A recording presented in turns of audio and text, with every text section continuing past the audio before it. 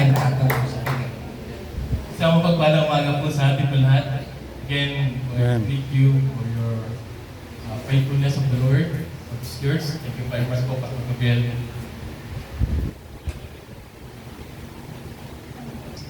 Danali, I got saved on March 27, 1987, under the leadership of Pastor Apollos Hernandez of Christ Baptist Church.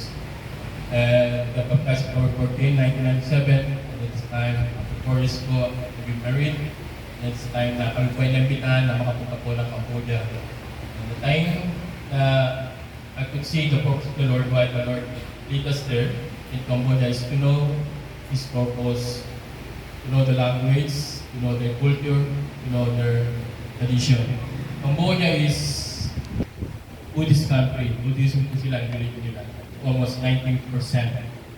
And I thank the Lord for my being there because for first time na po yung nakapunta ng Cambodia, one thing that I know is Cambodia is a killing fields before.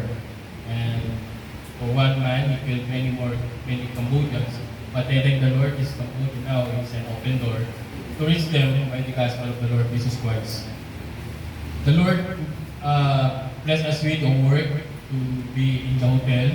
Si Mrs. po sa umaga, ako sa gabi, and I thank the Lord for that. That you've been a blessing for the church and for the many things that the Lord impressed in our heart, especially to share the gospel to our staff and for those people that would come in to the hotel.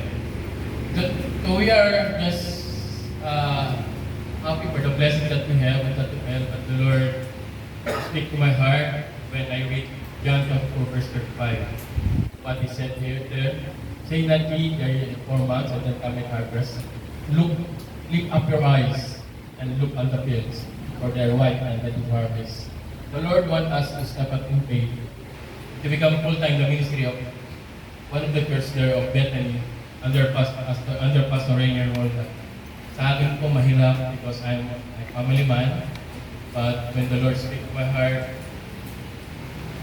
I will obey. So we pray for that. The pastor pray for it, Pastor Rainier pray for it.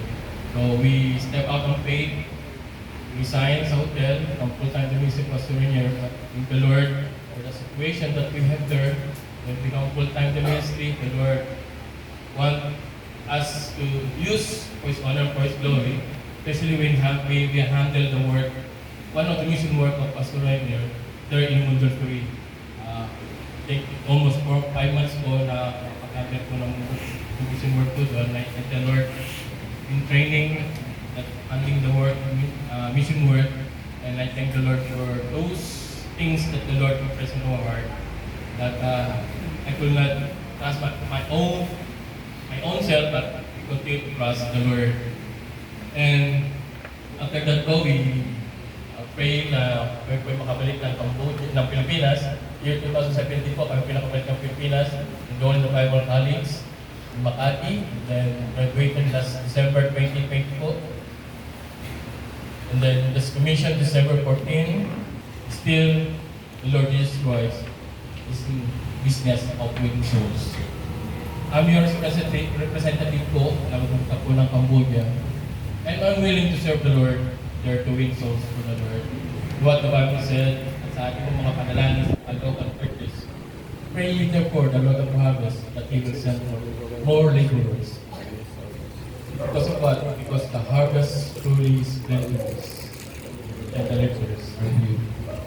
Brethren, and the pastors here, if you not go to that field of mission work, please consider us to be partner with us in prayer and fasting. This is not our work, this is the work of the Lord. They continue to partner with us. We work together to win souls for the Lord, for His honor, for His glory.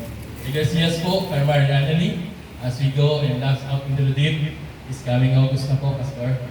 First week po, we are praying to be there in Pilot, Cambodia. Thank you very much po, and to God be the glory.